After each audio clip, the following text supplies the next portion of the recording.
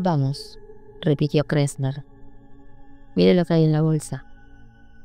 Estábamos en su ático, en el piso 43. La alfombra era muy mullida, de color naranja quemado. En el centro, entre el sillón que ocupaba Kressner y el sofá de cuero antiguo que estaba vacío, descansaba una bolsa de la compra, marrón. Si quiere sobornarme, olvídelo, dije. La amo. Es dinero, pero no para sobornarlo. Vaya, mire. Kressner fumaba un cigarro turco insertado en una boquilla de ónix. El sistema de circulación de aire me permitía aspirar brevemente las secas varadas de tabaco antes de llevárselas. Vestía una bata de seda con un dragón bordado. Sus ojos inteligentes estaban serenos detrás de las gafas. Parecía precisamente lo que era: un hijo de puta de primera, de 500 quilates, acérrimo. Yo amaba a su esposa, y ella me amaba a mí. Había previsto que él nos pondría obstáculos, y sabía que eso era lo que estaba haciendo, pero aún no entendía de qué naturaleza eran. Le acerqué a la bolsa de la compra y la volqué. Unos fajos de billetes precintados cayeron sobre la alfombra, todos de $20. Cogí uno de los fajos y conté. 10 billetes en cada uno. Había muchos fajos. $20.000, anunció y le dio una chupada al cigarrillo. Me levanté. Muy bien, para usted. No los quiero. Mi esposa está incluida en la transacción. No dije nada. Marcia me había advertido lo que sucedería. Es como un gato, había dicho. Un viejo gato perverso. Tratará de convertirte en su ratón. De modo que es tenista profesional, comentó. No creo haberle visto nunca. ¿Quiere decir que sus detectives no nos fotografiaron? Ah, sí. Hizo un ademán negligente con la boquilla. Incluso lo filmaron a los dos en el Bayside Motel. Detrás del espejo había una cámara. Pero personalmente es distinto, ¿no le parece? Si usted lo dice. Cambiaría constantemente de estrategia, me había prevenido Marcia. Es así como pone a la defensiva a sus adversarios. Pronto te hará arremeter contra el lugar donde tú crees que está, y él atacará desde otro flanco. Dile lo menos posible, Stan, y recuerda que te amo. Lo invité porque quería tener una conversación de hombre a hombre con usted, señor Norris. Solo una agradable conversación entre dos seres humanos civilizados, uno de los cuales ha seducido a la esposa del otro. Me disponía a contestar, pero opté por callarme. ¿Disfrutó de su estancia en el presidio de San Quintín?, preguntó Kressner, mientras expulsaba el humo perezosamente. No mucho. Creo que pasó 3 años allí. Si no me equivoco, lo condenaron por robo. Marcia lo sabe, dije, e inmediatamente lamenté haber hablado. Le estaba siguiendo el juego, y eso era precisamente lo que Marcia me había recomendado que no hiciera. Debía evitar los saques débiles que él podía devolver con fuerza.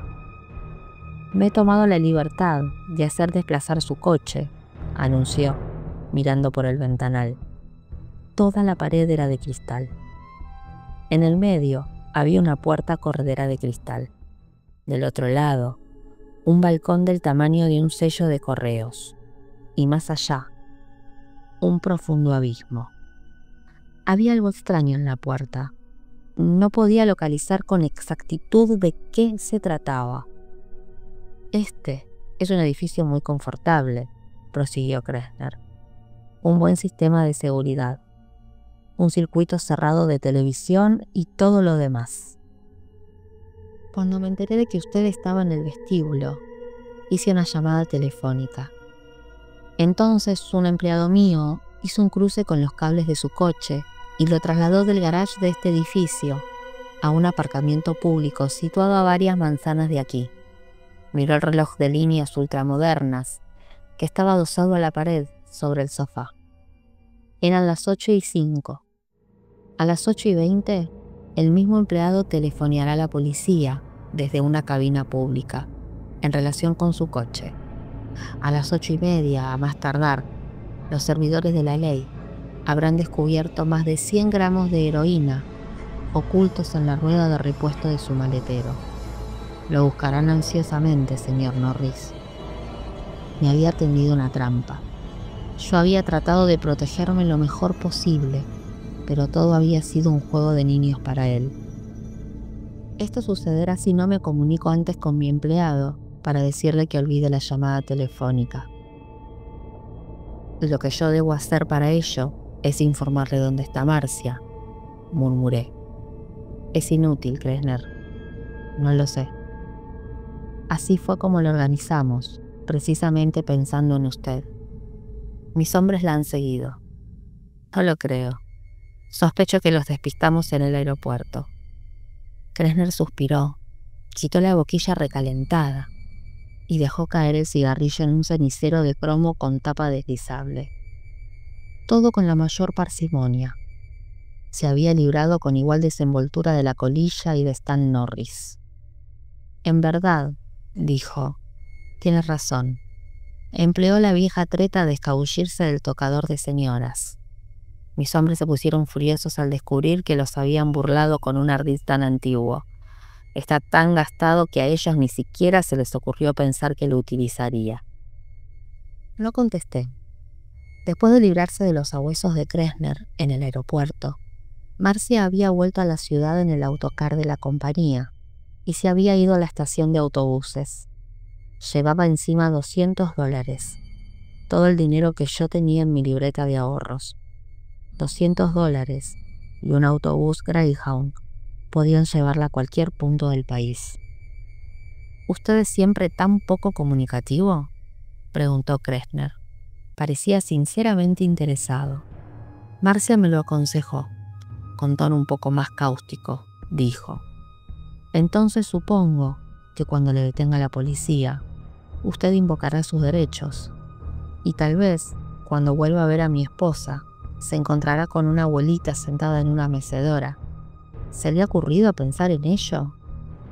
Creo que por estar en posesión de más de 100 gramos de heroína, pueden sentenciarle a 40 años de cárcel. Eso no le ayudará a recuperar a Marcia, sonrió cínicamente.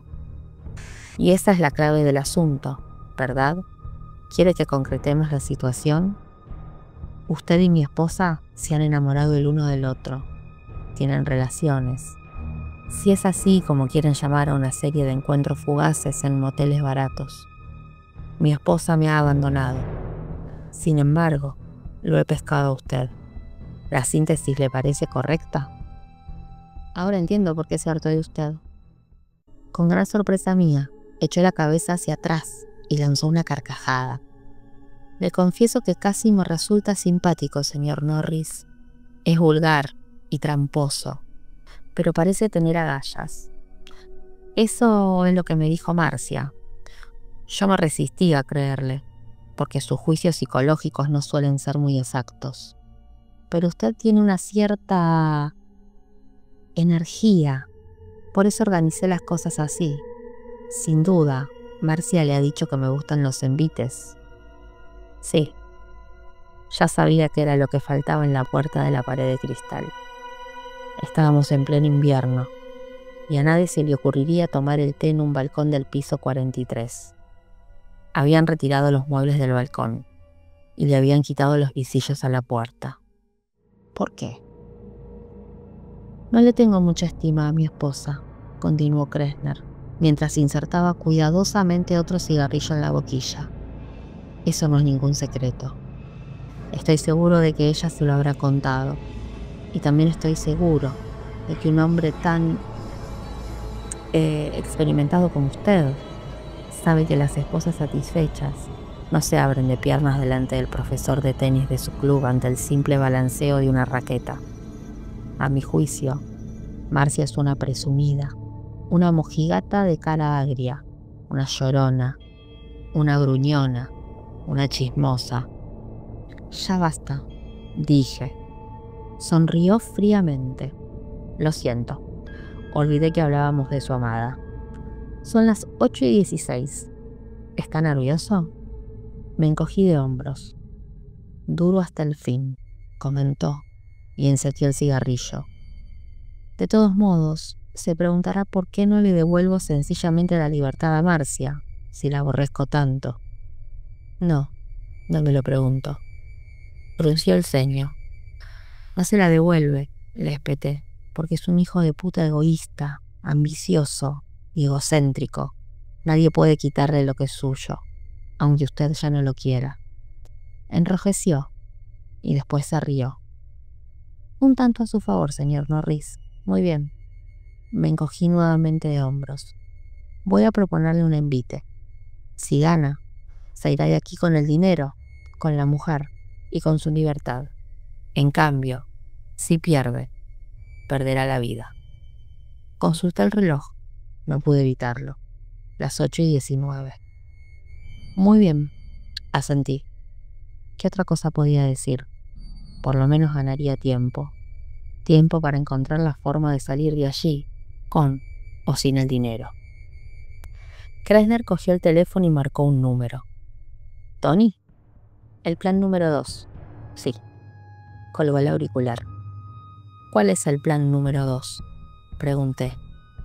Le telefonearé a Tony dentro de 15 minutos y él retirará de su coche la sustancia incriminatoria y lo traerá nuevamente aquí.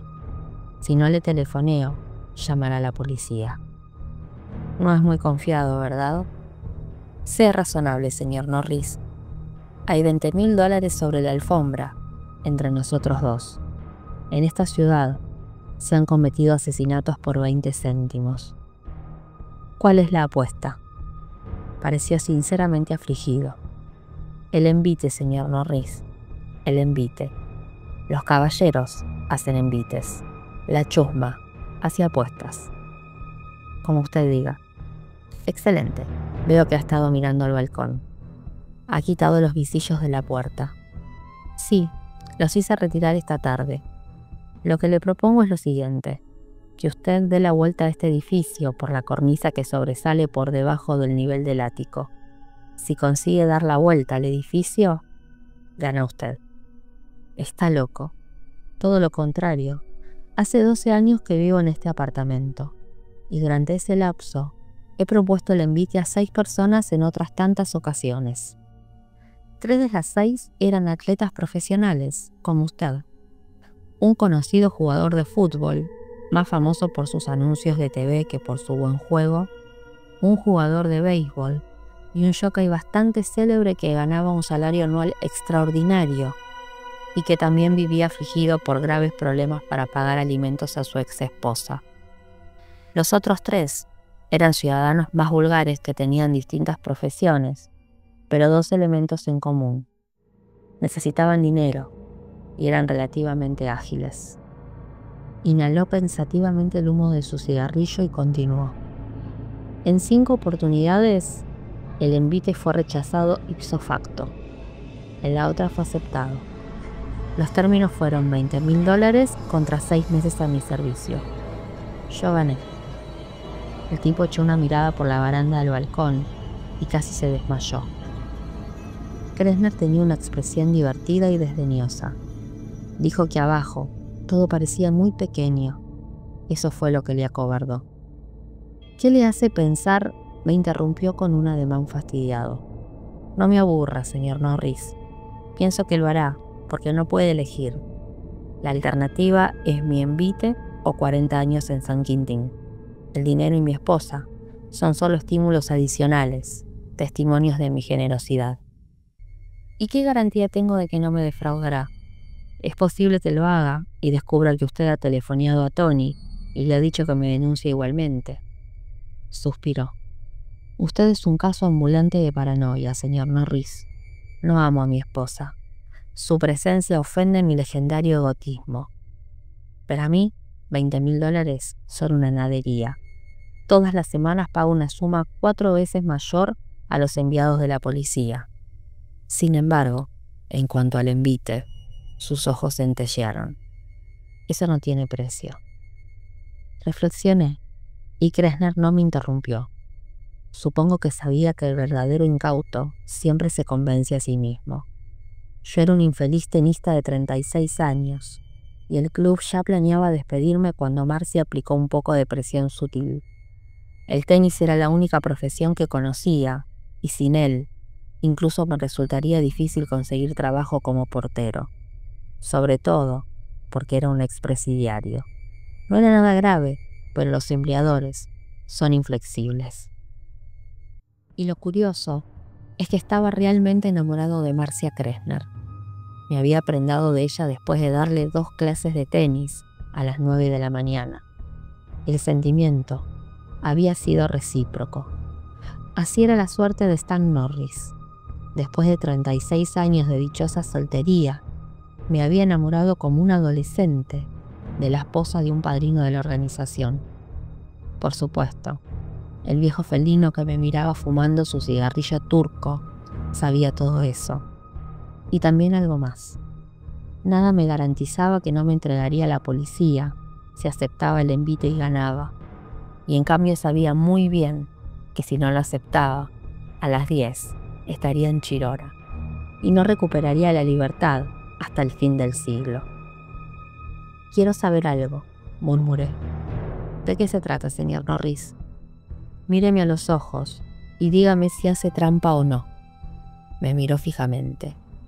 «Nunca hago trampa, señor Norris», respondió en voz baja. «Muy bien», asentí. ¿Qué otra alternativa me quedaba? Se levantó, sonriendo. «Estupendo, realmente estupendo. Acompáñeme hasta la puerta del balcón, señor Norris». Fuimos juntos. Su talante era el de un hombre que había imaginado esa escena centenares de veces y que disfrutaba al máximo ahora que se materializaba. «La cornisa tiene 12 centímetros y medio de ancho», explicó con tono soñador. «Yo misma la he medido. En verdad, me he apoyado sobre ella, cogiéndome del balcón, claro está. Le bastará con pasar sobre la baranda de hierro forjado. Esta le llegará a la altura del pecho, pero por supuesto, más allá de la baranda, no hay puntos de donde cogerse. Tendrá que desplazarse paso a paso, tomando muchas precauciones para no perder el equilibrio».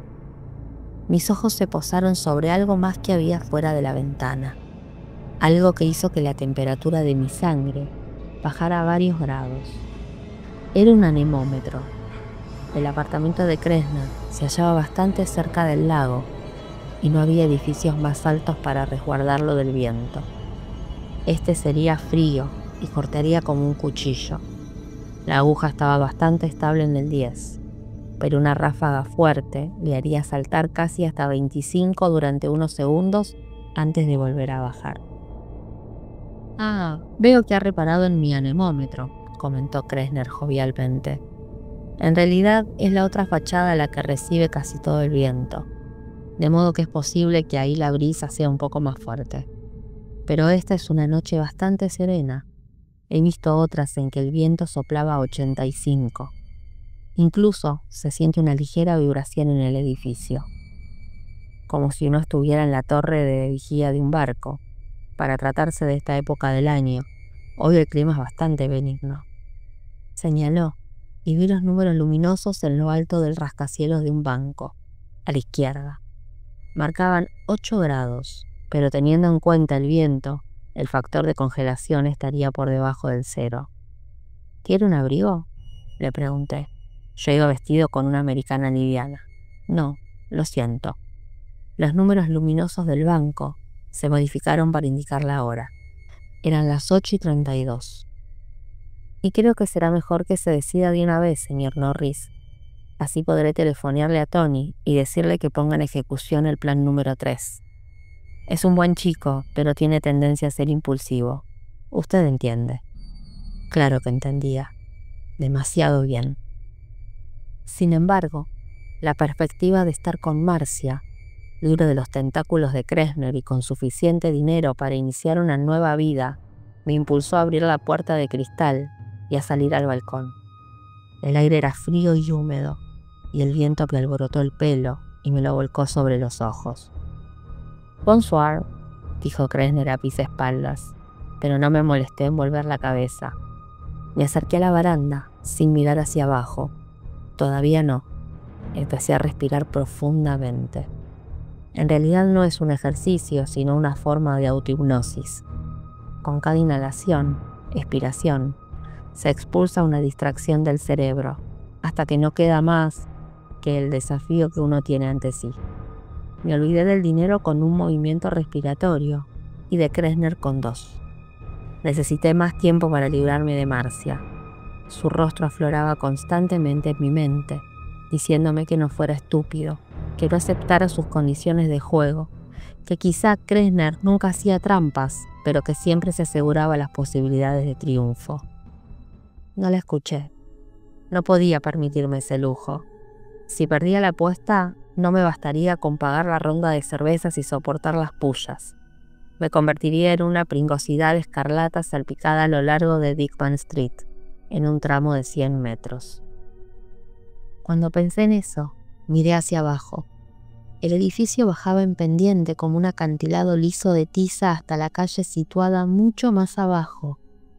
Los coches aparcados parecían esos modelos de juguete que venden en las tiendas de baratijas. Los que transitaban por la calzada parecían puntitos de luz.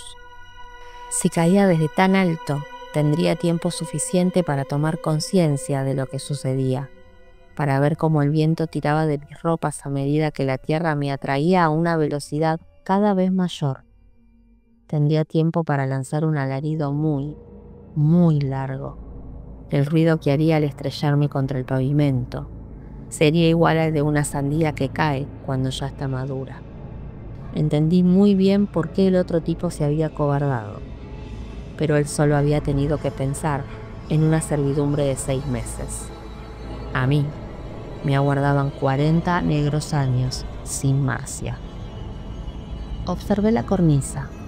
Parecía angosta. Nunca había visto 12,5 centímetros más semejantes a 6.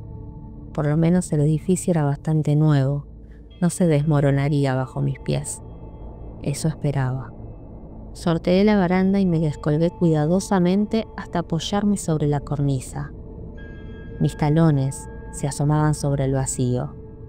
Tenía el piso del balcón más o menos a la altura del pecho, y miré el ático de Kressner entre los barrotes ornamentales de hierro forjado. Él estaba del otro lado de la puerta, fumando, contemplándome con la misma expresión con que un científico observaría a un cobayo para estudiar los efectos de la última inyección. Telefoné, dije, sosteniéndome de la baranda. ¿Cómo?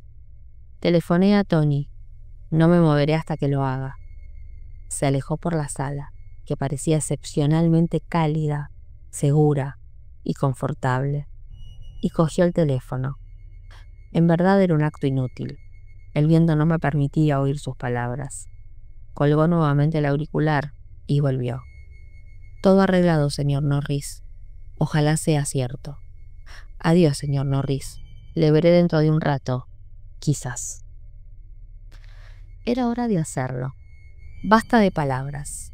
Pensé por última vez en Marcia, con su cabellera castaña, en sus grandes ojos grises, en su cuerpo cautivante, y después la expulsé definitivamente de mi cabeza. Basta de mirar hacia abajo también. Sería demasiado fácil que me paralizara si miraba ese abismo.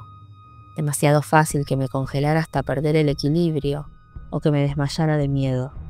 Era hora de comprimir el ángulo visual, de concentrarme exclusivamente en el pie izquierdo, en el pie derecho. Empecé a desplazarme hacia la derecha, aferrándome mientras podía a la baranda del balcón. No tardé en darme cuenta de que necesitaría la fuerza de todos los músculos que la práctica del tenis había desarrollado en mis tobillos. Con los talones fuera de la cornisa, esos tendones sostendrían todo mi peso. Llegué hasta donde alcanzaba mi brazo, y por un momento me pareció que no podría soltar mi punto de apoyo en el balcón. Me impulsé la obligación de soltarlo. Caray, 12,5 centímetros eran un espacio más que suficiente. Si la cornisa estuviera a solo 30 centímetros del suelo, y no a 130 metros, Podrías contornear el edificio en 4 minutos justos, me dije. Imagínate entonces que esa es la distancia. Sí. Y si te caes desde una cornisa que dista 30 centímetros del suelo, dices, paciencia, y repites la tentativa. Allí arriba tendría una sola oportunidad. Deslicé un poco más mi pie derecho y después acerqué el izquierdo. Solté la baranda. Levanté las manos abiertas, apoyando las palmas contra la superficie áspera de la fachada. Acaricié la piedra. Podría haberla besado. Una ráfaga de viento hizo que la solapa de la americana me azotara el rostro y mi cuerpo osciló sobre la cornisa. El corazón se me atravesó en la garganta y me quedé parado hasta que amainó el viento. Una ráfaga más violenta me habría arrancado de la cornisa y me habría lanzado a volar en medio de la noche. Del otro lado, el viento soplaría con más fuerza. Volví la cabeza hacia la izquierda, apretando la mejilla contra la piedra. Kressner me contemplaba, inclinado sobre la baranda. ¿Se divierte?, me preguntó afablemente. Se había puesto un abrigo de pelo de camello marrón. Pensé que no tenía un abrigo, comenté. Mentí, respondió con tono ecuánime. Digo muchas mentiras. ¿Qué significa eso? Nada. Absolutamente nada. O quizás sí significa algo. Una pequeña guerra psicológica. ¿El señor Norris? Podría aconsejarle que no se distraiga demasiado. Los tobillos se cansan. Y si se aflojaran... Extrajo una manzana del bolsillo, la mordió y después la arrojó al vacío. Durante un largo rato no oí nada. Por fin, un chasquido débil y repelente. Kressner soltó una risita.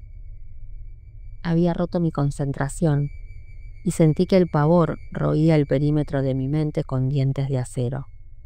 Un torrente de pánico pugnaba por desbordarse y ahogarme. Giré la cabeza para no verlo y respiré profundamente para ahuyentar el terror. Miré el cartel luminoso del banco, que ahora decía 8:46, hora de ahorrar en Mutual. Cuando los números luminosos marcaron las 8:49, me pareció que ya había recuperado el control de mis nervios. Creo que Kressner estaba convencido de que me había apetrincado y cuando empecé a deslizarme nuevamente hacia el ángulo del edificio, oí un aplauso sardónico. Ahora sentía el frío. El lago había abusado el filo del viento y su humedad pegajosa me penetraba en la piel como un taladro. A medida que me deslizaba, la delgada tela de la americana se inflaba detrás de mí. A pesar del frío, me movía con lentitud. Si quería llegar, tendría que maniobrar pausada y deliberadamente. Si me apresuraba, caería. Cuando llegué a la esquina, el reloj luminoso del banco marcaba las 8:52. Aparentemente no había ningún problema. La cornisa daba la vuelta formando un ángulo recto, pero la mano derecha me advirtió que soplaba un viento cruzado. Si me pillaba inclinado en un mal ángulo, saldría despedido enseguida. Esperé que el viento amainara, pero no hubo ningún cambio durante un largo rato, casi como si fuera el aliado voluntario de Kressner. Me castigaba con dedos crueles e invisibles, tirando y empujando y cosquilleando. Por fin, después de que una ráfaga muy violenta me hizo bambolear sobre las puntas de los pies, comprendí que no podría esperar indefinidamente y que el viento nunca amainaría por completo. De modo que cuando volvió a declinar un poco, pasé el pie derecho al otro lado y cogiéndome de ambas paredes con las manos, di la vuelta. Los vientos cruzados me zarandearon en 2 direcciones al mismo tiempo y vacilé. Durante un segundo estuve espantosamente seguro de que Kressner había ganado su envite. Después me deslicé un poco más y me adosé a la pared, exhalando por la garganta seca mi respiración contenida. Fue entonces cuando la crepitación restalló casi en mi oído. Sobresaltado, respingué casi hasta el límite de la estabilidad. Mis manos perdieron contacto con la pared y se agitaron demencialmente en busca del equilibrio. Creo que si una de ellas hubiera golpeado la fachada de piedra del edificio, ese habría sido el fin. Pero después de lo que pareció una eternidad, la gravitación resolvió dejarme volver a la pared, en lugar de dispararme contra el pavimento que me aguardaba 43 pisos más abajo. El aliento entrecortado escapó de mis pulmones con un torturante silbido. Mis piernas parecían de goma. Los tendones de mis tobillos zumbaban como cables de alto voltaje. Nunca me había sentido tan mortal. El hombre de la guadaña estaba tan cerca que podía leer por encima de mi hombro. Giré el cuello, miré hacia arriba, y allí estaba Kressler, asomado a la ventana de su dormitorio, a poco más de 1 metro de mi cabeza. Sonreía, con una matraca de año nuevo en la mano. Para mantenerlo despierto, dijo. No derroché aliento. De todas maneras, no podría haber articulado más que un graznido. El corazón me palpitaba furiosamente en el pecho. Me desplacé 1,5 metros, más o menos, por si alimentaba el propósito de inclinarse hacia afuera y empujarme. Después me detuve, cerré los ojos y respiré profundamente hasta recuperarme. Ahora estaba en la parte más angosta del edificio. A la derecha, solo se alzaban sobre mí las torres más altas de la ciudad. A la izquierda, solo se veía el círculo oscuro del lago, con unos pocos alfilerazos de luz que flotaban sobre sus aguas. El viento aullaba y gemía. El viento cruzado de la segunda esquina no fue tan traicionero, y contorneé la arista sin problemas. Y entonces, algo me mordió. Lancé una exclamación ahogada y respingué. El cambio de posición me asustó y volví a adosarme fuertemente a la pared. Otro mordisco. No eran mordiscos, sino picotazos. Miré hacia abajo. Un palomo estaba posado sobre la cornisa y me escudriñaba con ojos brillantes, llenos de odio. Uno se acostumbra a las palomas en la ciudad. Son tan comunes como los taxistas que no pueden cambiar un billete de $10. No les gusta volar y ceden terreno de mala gana, como si las aceras fueran suyas por derecho de ocupación precoz. Sí, y frecuentemente dejan sus tarjetas de visita sobre el capó del automóvil, pero nadie les presta mucha atención. A veces pueden ser irritantes, pero no son más que intrusas en nuestro mundo. Pero yo estaba en su mundo, casi indefenso, y el palomo parecía saberlo. Volvió a picotear mi tobillo cansado, haciendo subir una corriente de dolor a lo largo de mi pierna. ¡Fuera!, rugí. ¡Fuera de aquí! El palomo se limitó a picotearme de nuevo. Obviamente, yo estaba en lo que él consideraba su terreno. Ese tramo de la cornisa estaba cubierto de excrementos, viejos y nuevos. Desde arriba llegó un débil sureo. Doblé el cuello hacia atrás tanto como pude y levanté la vista. Un pico se desplazó velozmente hacia mi rostro y estuve a punto de retroceder. Si lo hubiera hecho, me habría convertido en la primera víctima mortal de las palomas en esa ciudad. Era mamá paloma, que protegía una nidada de pichones congregados bajo el angosto alero. Gracias a Dios, estaba demasiado lejos para picarme la cabeza. Su macho me picó nuevamente y empezó a fluir la sangre. La sentí. Reanudé el deslizamiento a lo largo de la cornisa, con la esperanza de espantar al pájaro. Fue inútil. Las palomas no se asustan, por lo menos las palomas de la ciudad. Si un furgón de mudanzas solo consigue obligarlas a apresurar un poco el paso, un hombre atrapado en la cornisa de un 43º piso, no es posible que las inquiete lo más mínimo. El palomo retrocedía a medida que yo me adelantaba, y sus ojos refulgentes solo se apartaban de mi cara cuando bajaba el pico aguzado para hincármelo en el tobillo. Y el dolor era cada vez más intenso. El pájaro pinchaba la carne viva, y tal vez la comía. Le lancé una patada con el pie derecho, una patada débil, porque no podía permitirme nada mejor. El palomo se limitó a aletear un poco y enseguida volvió al ataque. Yo, en cambio, casi me precipité al vacío. El palomo me picó otra vez y otra, Me azotó una ráfaga de viento frío que me curvó hasta el límite de mi estabilidad. Las yemas de mis dedos frotaron la piedra porosa y apoyé la mejilla izquierda contra la pared, respirando dificultosamente. Kressner no podría haber concebido una tortura peor si la hubiera planeado durante 10 años. Un picotazo no era grave. 2 o 3 eran poco más. Pero el condenado pájaro debió de picarme 60 veces hasta que llegué a la baranda de hierro forjado del ático situado frente al de Kressner. Llegar a la baranda fue como llegar a las puertas del cielo.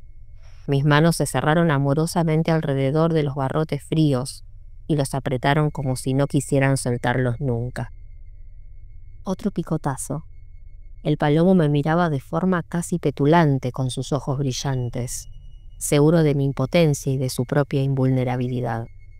Recordé la expresión con que me había estudiado Kressner al acompañarme hasta el balcón del otro lado del edificio. Cogiéndome con más fuerza de los barrotes de hierro, lancé un puntapié feroz que alcanzó de lleno al pajarraco. Este emitió un graznido reconfortante y se elevó en el aire, aleteando. Unas pocas plumas grises se posaron sobre la cornisa o se perdieron lentamente en la oscuridad, meciéndose en el aire. Me arrastré hasta el interior del balcón, resollando, y me tumbé en el suelo. A pesar del frío, mi cuerpo estaba empapado en sudor. Ignoro cuánto tiempo permanecí allí, recuperándome. El edificio me ocultaba la hora luminosa del banco, y yo no uso reloj. Me erguí antes de que se me entumecieran los músculos, y me bajé cuidadosamente el calcetín. El tobillo derecho estaba lacerado y sangraba, pero la herida parecía superficial. De todas formas, si salía con bien tendría que hacérsela curar. Solo Dios sabe de qué gérmenes son portadoras las palomas. Pensé en la posibilidad de vendar la carne viva, pero desistí de hacerlo. Podría tropezar con el nudo de la venda. Ya tendría tiempo suficiente para eso. Más tarde podría comprarme $20.000 de ventas. Me levanté y miré con nostalgia el ático oscuro situado frente al de Kressner. Desierto, vacío, desocupado. Una fuerte mampara protegía la puerta. Podría haberme abierto paso, pero habría perdido la apuesta. Y lo que estaba en juego no era tan solo dinero. Cuando no pude dejar pasar más tiempo, me deslicé sobre la baranda y volví a la cornisa. El palomo, con unas plumas menos, estaba posado bajo el nido de su hembra, donde el cúmulo de excrementos era más espeso, y me miraba con ira, pero no creía que me atacara, ahora que me veía alejarme. Fue muy difícil comenzar, mucho más difícil que cuando había tenido que abandonar el balcón de Kressner.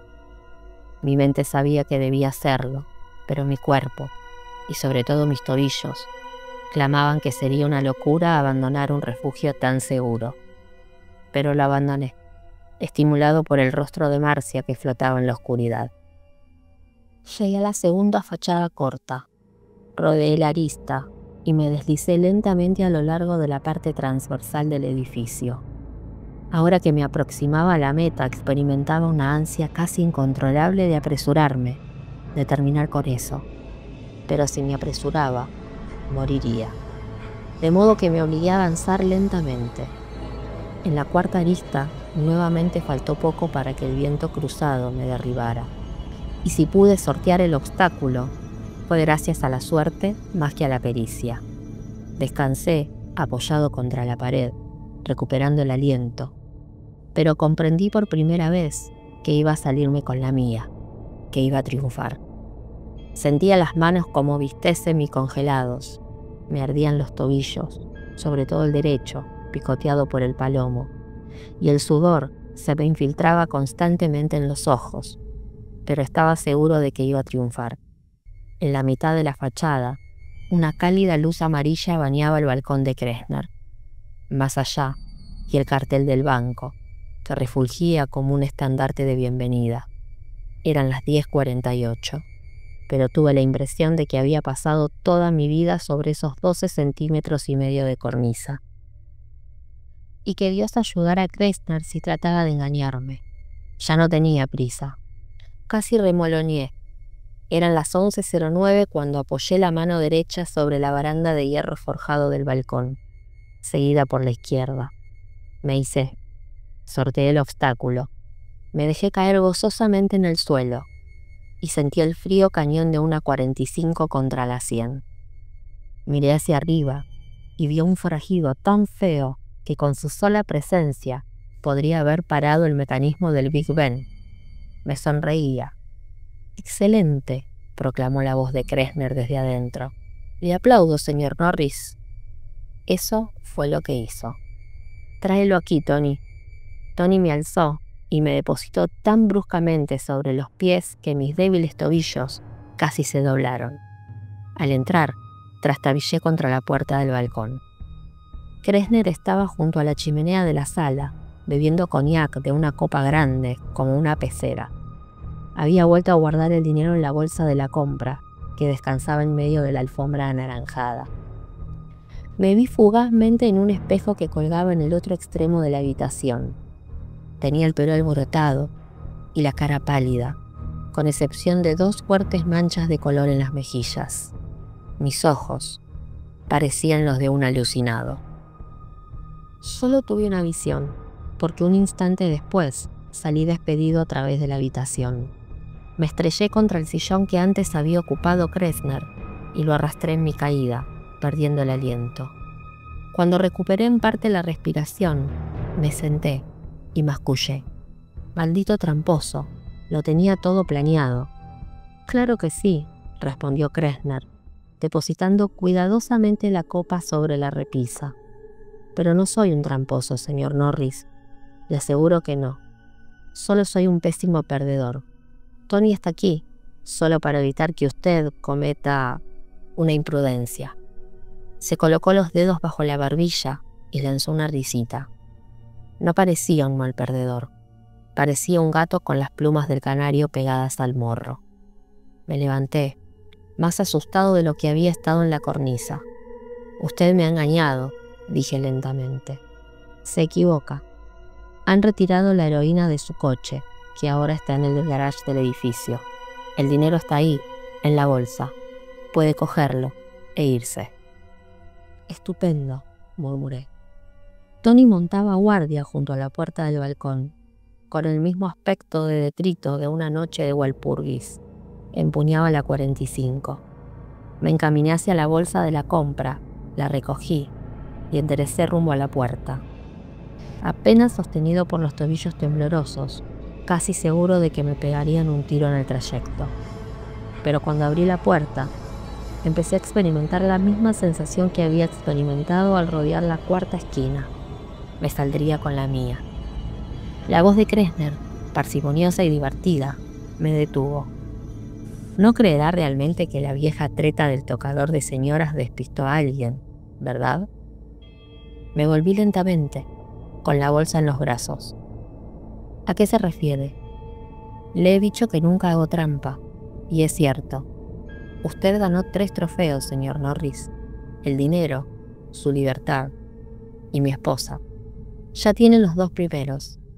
El tercero puede pasar a recogerlo por el depósito de cadáveres». Lo miré fijamente, sin poder moverme, presa de un horror que se había desplomado sobre mí como un rayo silencioso. «Supongo que no habrá pensado que se la cedería, ¿verdad?», me preguntó con tono compasivo. «No. El dinero sí. Su libertad sí. Pero a Marcia, no. Mas, desde luego, no hago trampa. Y cuando la haya enterrado, no me acerqué a él. No entonces. Lo dejaría para más tarde. Avancé hacia Tony, que se quedó un poco sorprendido, hasta que Kressner le ordenó con tono hastiado: «Mátalo, por favor». Le arrojé la bolsa con el dinero. Le golpeó de lleno en la mano que sostenía el arma, y fue un golpe fuerte. Ahí fuera yo no había empleado los brazos y las muñecas, que son lo mejor de un jugador de tenis. La bala atravesó la alfombra anaranjada, y después yo caí sobre él. Lo que tenía más duro era la cara. Le arranqué la pistola de la mano y le golpeé la nariz con el cañón. Se desplomó con un único gruñido. Kressner casi había cruzado el umbral cuando disparé un tiro sobre su hombro y exclamé: «Deténgase, o es hombre muerto». Lo pensó y se detuvo. Cuando se volvió, su porte de cosmopolita, harto de todo, se había ajado un poco. Se ajó un poco más cuando vio a Tony tumbado en el suelo, atragantándose con su propia sangre. «No está muerta», dijo atropelladamente. «Tenía que salvar algo, ¿no le parece?».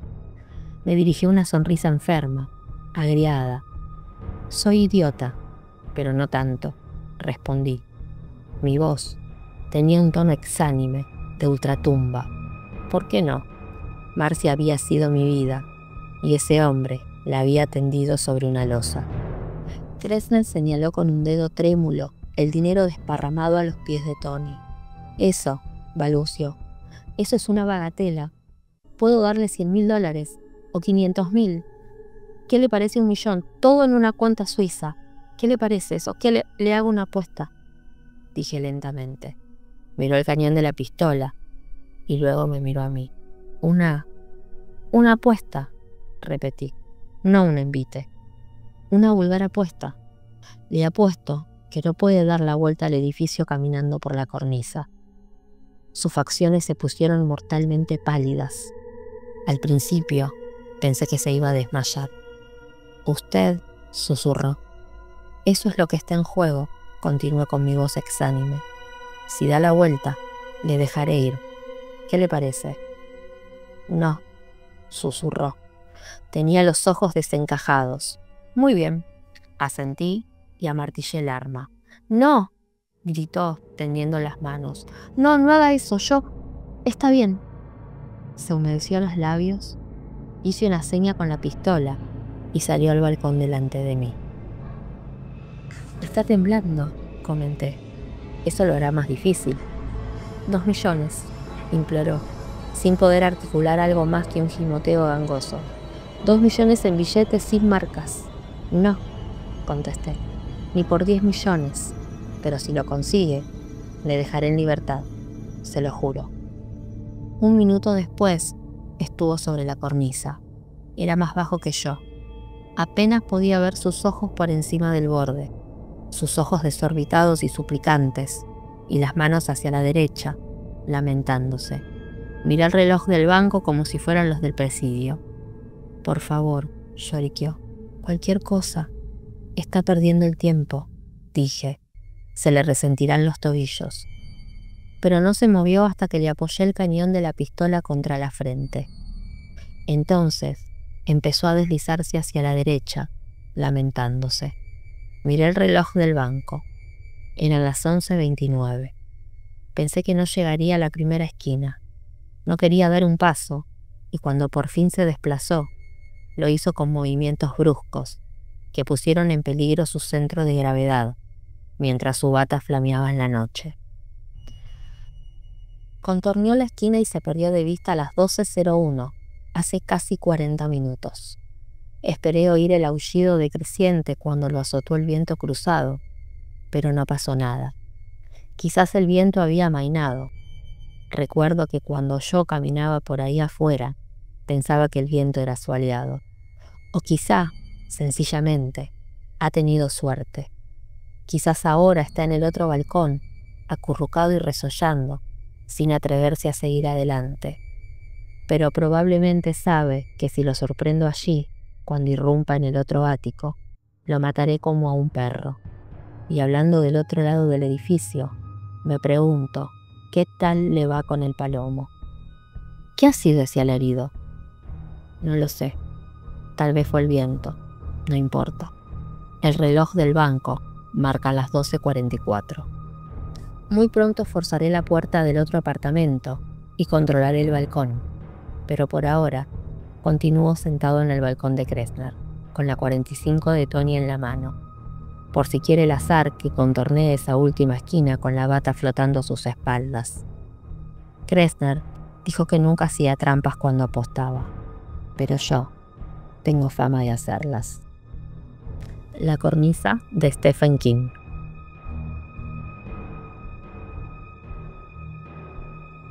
Si te gustan los audiolibros, suscríbete al canal para no perderte ninguno.